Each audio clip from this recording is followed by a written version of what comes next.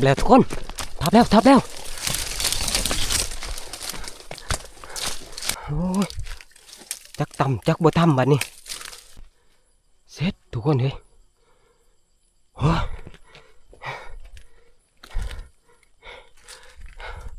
ยังได้บัดนี้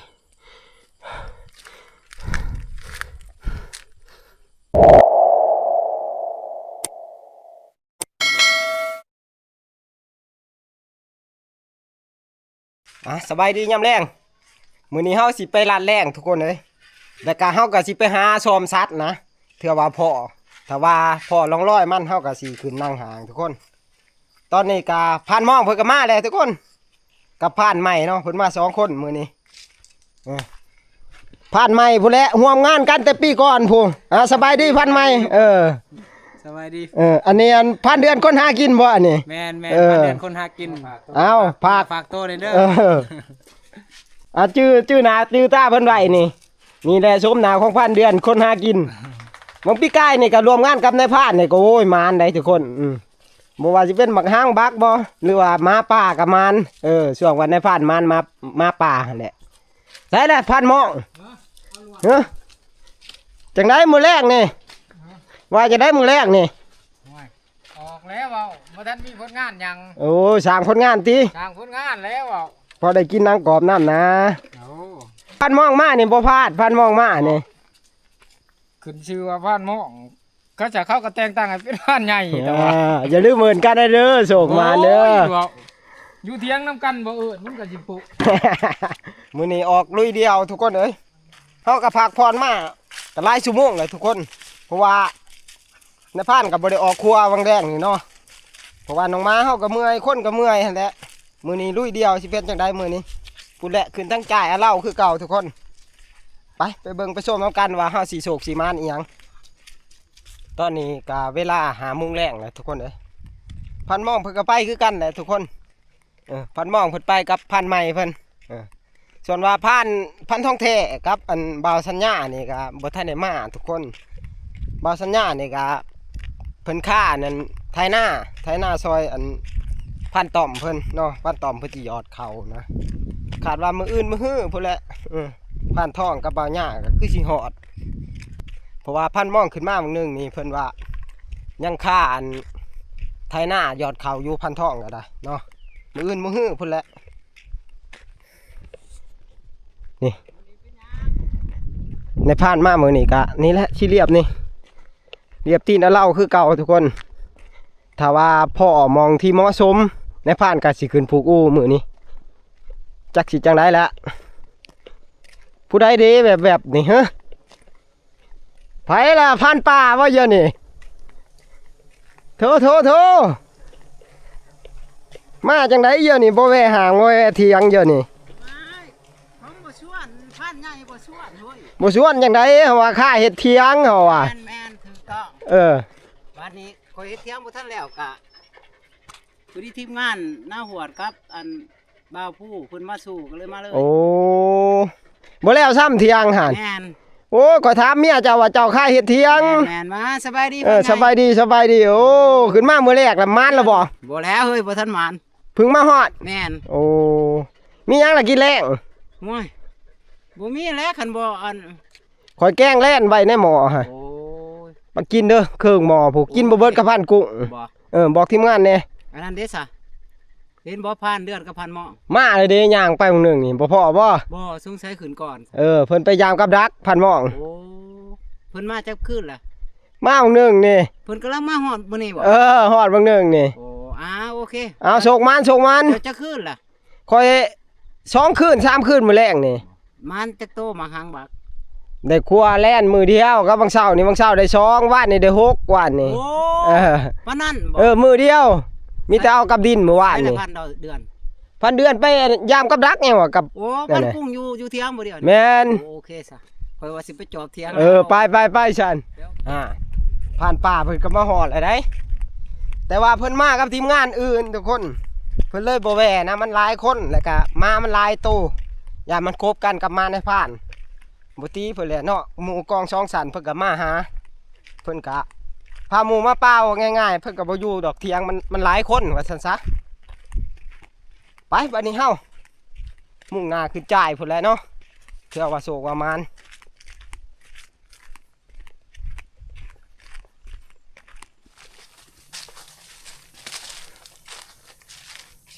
พอเฮาเก่าเข้ามาดงแล้วก็เริ่มมืดได้ทุกคนเพราะว่าตอนนี้ก็ตะเวนมันก็เริ่มบางปลายใหม่เลยเนาะในผ่านก็สิไปแวะเบิ่งบักม่วงป่าได้นี่อยู่นี่เนาะเพื่อว่ามีสัตว์เขาถ้ามันโบโลนเบิดเพราะว่าในเถียวก่อนในผ่านมานี่ในผ่านก็เห็นมันเป็นหมากอยู่เนาะถ้าว่าหมากมันยั่งนี่ก็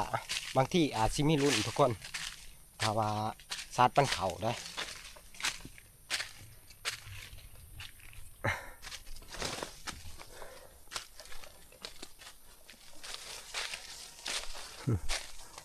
แมงง่วงก็เริ่มห้องเลย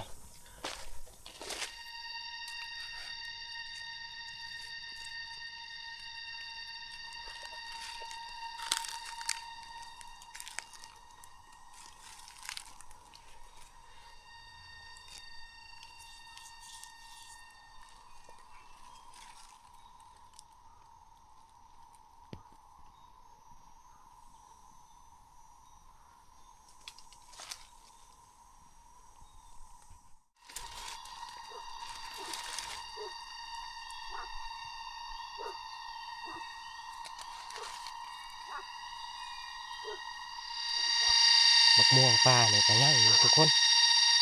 แต่กระแปลกเนาะบ่มีร่องรอยสัตว์เขามากิน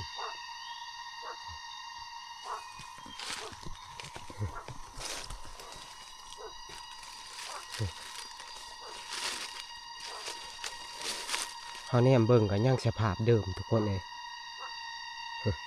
บักม่วงก็ยั่งอยู่แต่ละปีก็มันเขากินลายได้บักม่วงทุกคนแต่ว่าปีนี้บ่ทันได้เห็นเนาะ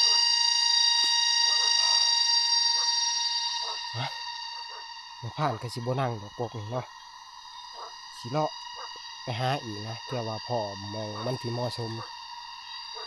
มาเบิ่งเลยอันนี้มันบ่เข้านะตัวนี้เนาะไปหาอีกมองไม่นะพุ่นละเลาะขึ้นพุ่นคือเก่าทุกคนบักม่วงก็ยังคือเก่าโอ้ต้นมันต้นบางใหญ่มันได้ทุกคนเป็นบักม่วงไข่นะ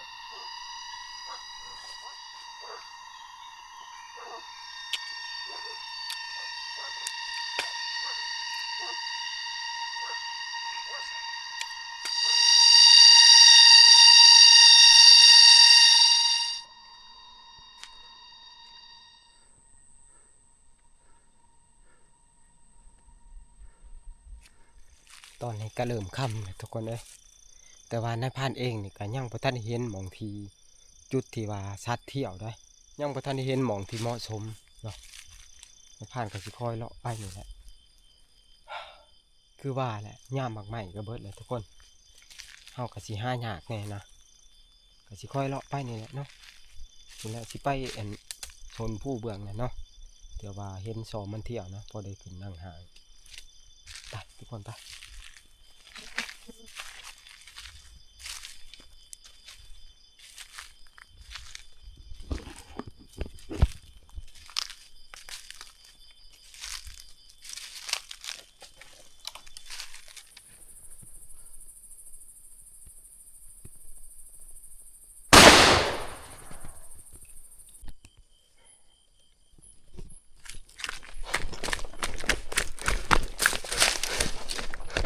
ทับแล้วทุกคน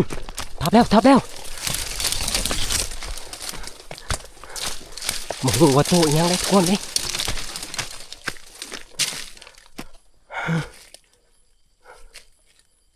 ทางไหนเลยโอ้หกขนาดทุกคนเลยโอ้จักต่ำจักบ่ต่ำบัดนี้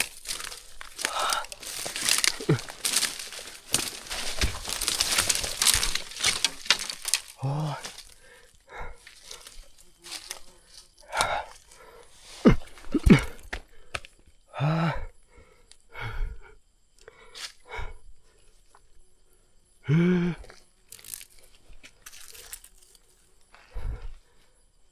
กคนเฮ้ยโอ้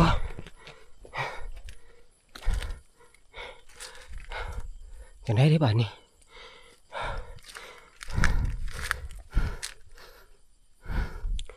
โอ้คือโบเห็นได้บ้านนี่ยังไงโอ้โอ้ทุกคนนี่ห้อยลูกกระบังในพานตำไม้ไผ่โอ้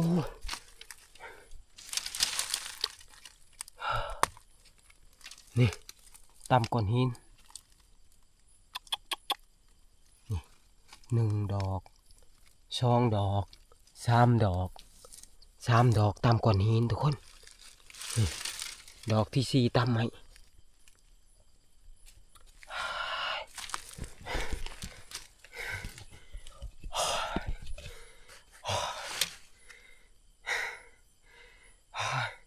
จักไปทางไหนตามัน2 โตทุกคนเลี้ยนกัน2 โตนะในผ่านแนมเบิ่งแต่ใกล้นี่อยากขายกันกับหมาตานี่ขายกันกับหมาทุกคนบ่ฮู้ว่าสิเป็นเห็นแพงหรือหมาป่าได้ทุกคนโอ้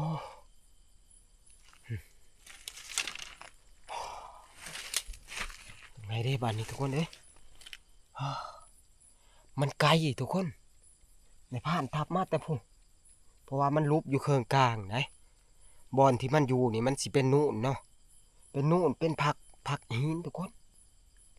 ที่แรกคิดว่ามันอยู่เทิงต้นไม้ได้ที่จริงแล้วมันง่อยอยู่นู่นหินทุกคน2 โตเลียนกันเลยทุกคนปีนหนามาใส่บ่ต่ำทุกคนเลย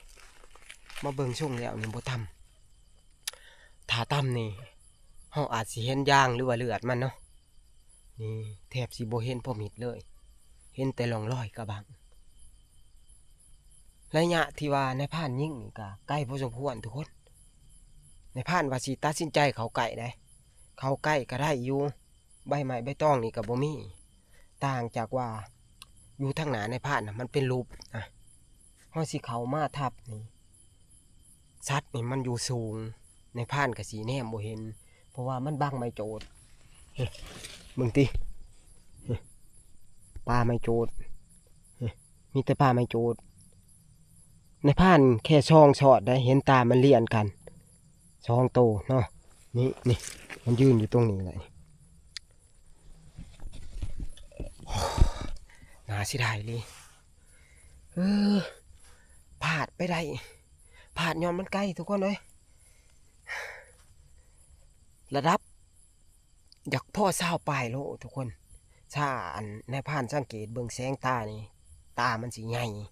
และก็ห่างกันน่าสิเป็นหมาป่าบ่หมาป่านี่ก็เห็นแพงทุกคนโอ้นี่ทุกคนบ่เบิ่งโอ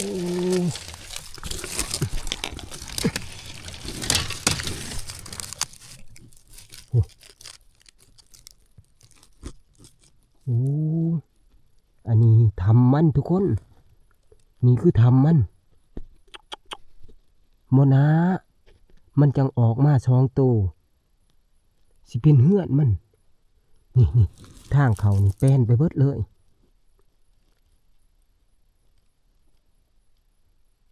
มันน่าสิเป็นเหือนหมาป่าทุกคนทำหมาป่าโอ้ทำใหญ่ทำเลิกทุกคนเลย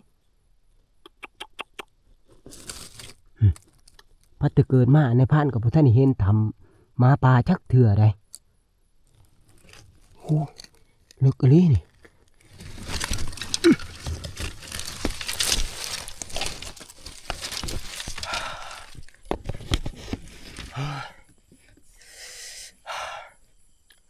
เฮ็ดจะได้ที่ป่านนี้ถ้าพังเบิงรหัสนี่กะบ่ได้ยินเสียงแลนไปไสมันน่าสิมุดเขาทำนี่ทุกคนเอาบ่ได้ดอกทุกคนนี่มันเลิกแต่ เพราะว่าเป็นเหือนของมันนะว่าเป็นหยังทุกคนเด้อยากนั่งพกอยู่ดอกแต่ว่าเฮาทับเลยบ่หนามันสิมาได้แล้วก็บ่หนาสิออกอีกเอาไว้โอกาสหน้านะในผ่านสิมานั่งดักอยู่ปากทับมันนี่ไปบัดนี้ห้าหมองนั่งต่อทุกคนน่าสิได้เลย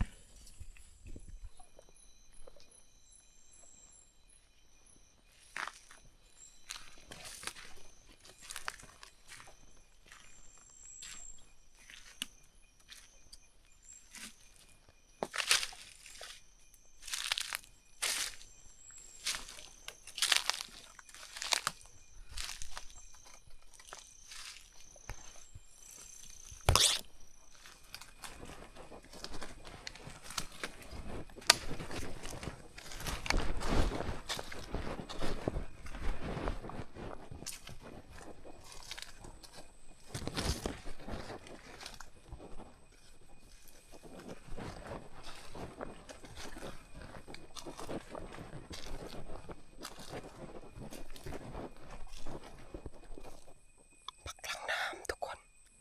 เกือบไม่ได้ทับนึงไปเลย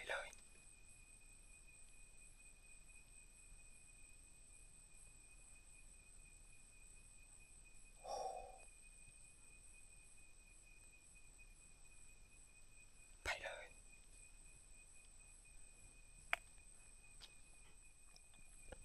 ตอนนี้นายพานก็มาพอซ้อมมันเที่ยวเลยทุกคน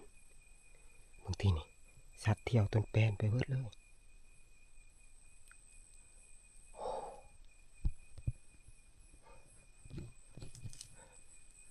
เขาสิหาหมองผูกอูจักสิขึ้นแค้นอูอยู่ไสบาดนี้ทุกคนเลย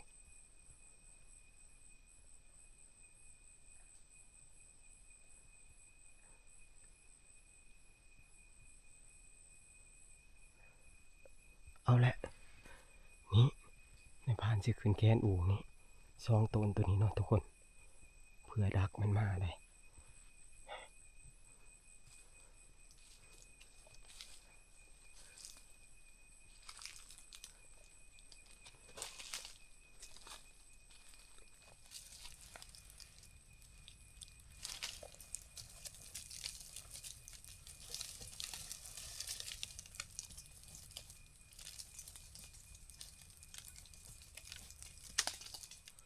ผูกอูแล้วแหละทุกคนเลยยังเหลือแต่เวลาที่เหมาะสมได้บางนึงนี่เกือบได้ทับกลางน้ำมันแล่นลงมาแต่จ่ายถึงนะทับน้ำกับพวกท่านทุกคนแล่นลงหลุมเลยมันนี่กะ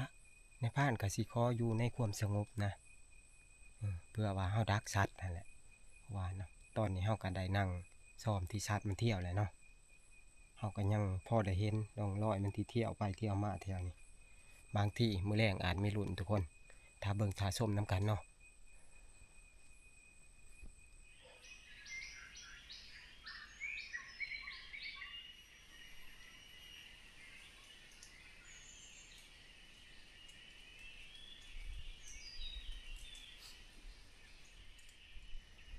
อรุณยามเช้าแหละทุกคนคืนนี้ก็เงียบทุกคนเลยบ่มีแม้แต่รหัสอีหยังเข้ามาเลยตั้งแต่ในผ่านพอแม่งล้างน้ำพุ่นละแล่นลงลุ่มแล้วก็แล้วเลยคิดว่ามันสิมามื้อนี้โศกบ่เข้าข้างเลยลมก็แห้งเป็นพิเศษมื้อนี้เนาะคืนนี้ลมแห้งคักคืนนี้หนาวก็เพราะหนาวคืนนี้บ่มีรหัสอีหยังเป็นน้ำนบนี่บ่มันจังบ่เข้ามานะอันนึงก็มีส่วนนะเพราะว่าในผ่านก็อยู่จ่ายผู้เนาะมันเป็นจ่ายต้องใช้มันสิได้กินเนาะในผ่านผูกอูอยู่จ่ายนี่นี่มันเป็นจ่ายเนื่อนนี่ไปเลยซัดนี่มันกะเที่ยวมาแต่เนื่อนนี่แหละคือนี่มันล่มแห้งกินของในผ่านนี่มันสิกระจายไป กระจายไปน้ำทรายล่มแหละเนื้อมันอาจสิภูเขาเนาะในพานกะสิแก่อูแก่ย่างกะสิเลาะนี่แหละเนาะเลาะลงไปหาทีมงานเพราะว่าพันหมองเพิ่นนี่กะไปกับพันเดือนเนาะก็มีรุ่นนี่ดอกมันไปขึ้นนี่สงสัยเบิดขึ้นสอดแจ้งในพันหมองเพิ่นก็ได้ไปเบิ่งอันทีมงานพุ่นแหละมีแต่ว่าไปรุ่นในทีมงานนะพันหมองเพิ่นไปแต่ตากะสิพาวลงเมื่ออันนั้นขัวแล่นแน่สิพาพันหมองไปขัวแล่นพันเดือน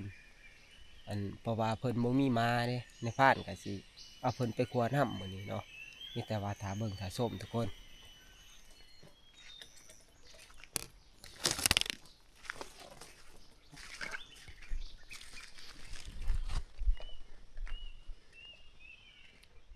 พาทุกคนมาเบิ่งบรรยากาศหลังเขา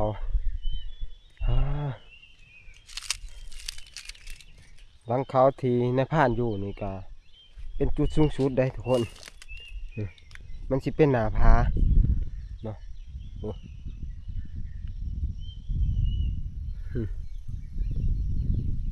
กล้องหน้าผานี่สิมีห้างเพิงหลวงทุกคนเป็นเพิงพานะมองง่ายๆก็เพิงพาบางทีผูกแม่มันเนาะก็มีอยู่ประมาณ7-8ห้างผู้ใดชาติในผ่านลงไปแต่ว่าความสูงมันนี่ก็ประมาณ30กว่าเมตรได้แต่หนาดินขึ้นมานี่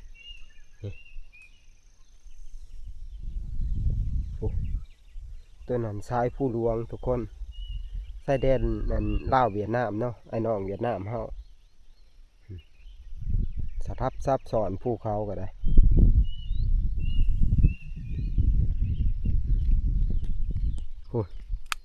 ไปพูนกับแม่นซ้ายผู้เสียงทองแล้วก็ซ้ายผู้คลองทุกคนเบื้องนั้นก็สิเป็นทั้งพี่น้องพังไทยเฮาเนาะก็แนมไปก็สีไกลแน่ทางนั้น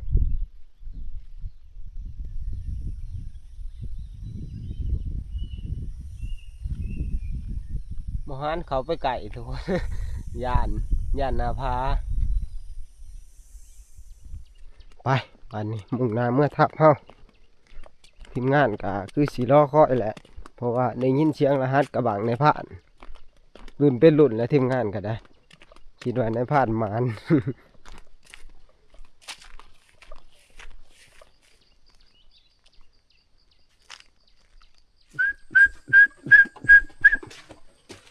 โอ้หลังลาเฮาที่ชิเมื่อยคักจะได้ในผ่านไปแต่ตาขึ้นนี่ มิดซิมี โอ้ มอบที่ไปโอ้จากไร ใช่แล้วพันหม้อ ไปตองมันโขบไรพันหมองเพิ่นไปออกไปรัดเสาห้องเสา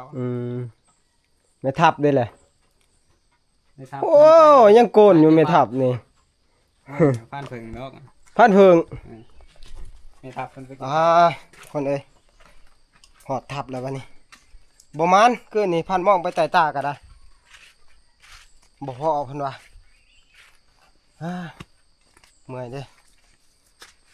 จักสิกินสิอยากหยังล่ะมื้อนี้หากินบ่กุ้มกันละบาดนี้เอ้าให้แม่ทับกุ้งนี่ไปหาเก็บดอกกระเจียวมาสุบบ่มื้อนี้พักผ่อนก่อนทุกคนเอ้ยจังได๋ในพานได้บ่ดอกกระจอกกระเจียวหั่น โอ้ได้อยู่แต่บ่ได้ สิกินแต่พักนี่บ่เฮาเฮ็ดอยู่เฮ็ดกินจังได๋ล่ะมื้อนี้ โอ้มื้อนี้ก็ทีมงานเฮาก็มาเพิ่มอีกเนาะมันสิแกงแน่แน่สู่กันกินมื้อนี้ โอ้ดีแน่เดี๋ยวพวกเฮามานบ้านนี้นั่นแหละ แกงชูทีมงานนั่นแหละเฮาบ่อยากปานใดเฮานี่อยากพักอย่างหญ้าหลายกว่า แม่นบ่เด้แต่มื้อมาอันนี้เนาะกิน 2-3 มื้อนะก็บ่แม่นนี่ เอาว่าล่อว่าอยากกินไก่น้ำพันหม้องก็มิดสิมี โอ้เพิ่นไปต่อไก่เนาะ มื้อนี้ก็ทีมงานเฮาก็มาเพิ่มเนาะก็คือพันเพิงเพิ่นพาลูกมายังนอกอยู่พันเพิงนี่ก็ได้นี่ พาลุงลงทาง พาลุงลงทางขึ้นนี่โอ้ยแม่นพันเพิงเฮ็ดคักจังวะจังว่าเบิดแห้งคักนี่มาแต่บ้านนี่เพิ่งฮอดมื้อเช้านี่ มาแต่12โมงวันนี้ มาแต่12 โมงกลางเว้นบ้านนี่ได้เพิ่งมาฮอดบางเช้านี้เนาะ 4 โมงหรือ5 โมง นี่มาเพิ่ม 4 หรือ 5 มาเพิ่มอีก3 คนทุกคน หยังขอแต่นกกระเทวนอนก็ว่าไก่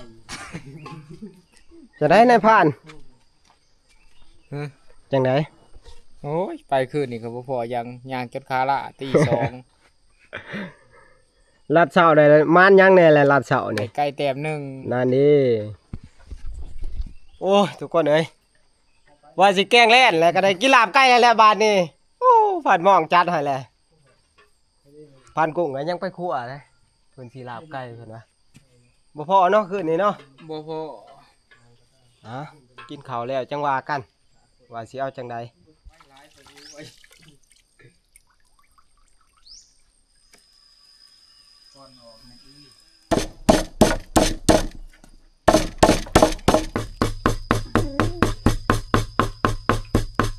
เอาเพชรบ่ เอาแซ่บ เอาแซ่บเนาะ ผ่านกุ้งไปเก็บ นี่ใส่ได้หอมได้นี่ข้าวคั่วฮะโอ้ซอยบ่หอมก็ลืมไปมื้อบ่ได้ล้างซับโอ้ โอ้ยจกดาก็กินนะคนมัน มันสินัวได้แน่นี่ จังนัวดี บ่เป็นหยังหรอก เอาล่างใส่ตา เอ ตี อ แนวใดก็แซ่บคือเก่าเนี่ย นี่ผักกอกอ่อนๆทุกคนไปกินกับลาบไก่โอ้ยเบิดเท่านั้นได้ลาบไก่บ่ก้อยแล่นบ่ไปจังไสผักกอกนี่คัก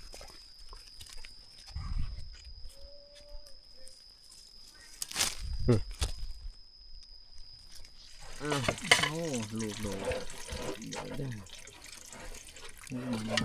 โอ้น้ำต้มพันกุ้งคือใส่จริงหลิงแท้ โอ้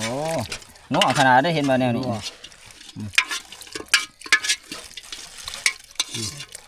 โอ้ มาวันนี้ทุกคนกินข้าวเช้ามื้อนี้ เอา ลาบไก่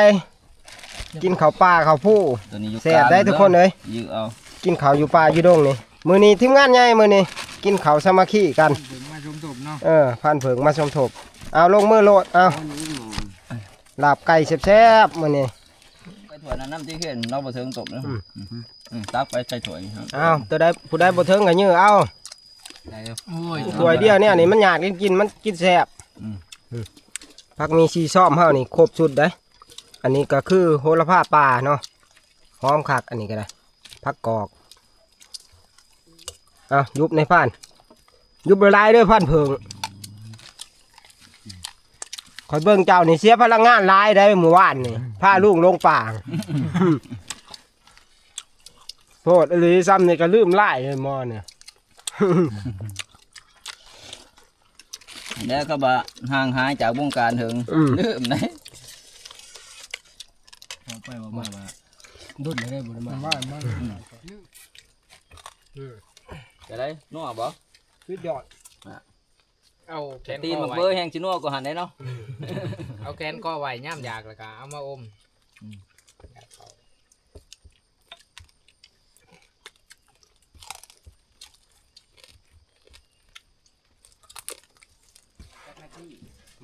กินข้าวกินน้ำแล้วทุกคนเอ้ยมื้อนี้ก็ได้กินอาหารดีมื้อนี้กินอาหารแซ่บคิดว่าสิได้กินของเก่าเลยทุกคนคิดว่าสิได้กินแกงแล่นก็ยังดีแต่ว่าอันพันหมองเพิ่นไปอันรัดเสาเพิ่นม่านไก่ป่ามานะพระเขาใหญ่พระเขางามมื้อนี้คือเก่าทุกคนเอ้ยบัดนี้มาฮอดนี้ก็บ่มีหยังหลายเนาะในพานเองก็สิปิดคลิปไว้เพียงเท่านี้ไว้พบกันใหม่นะในคลิปหน้าสำหรับคลิปนี้ก็ขอกล่าวคำว่าสบายดี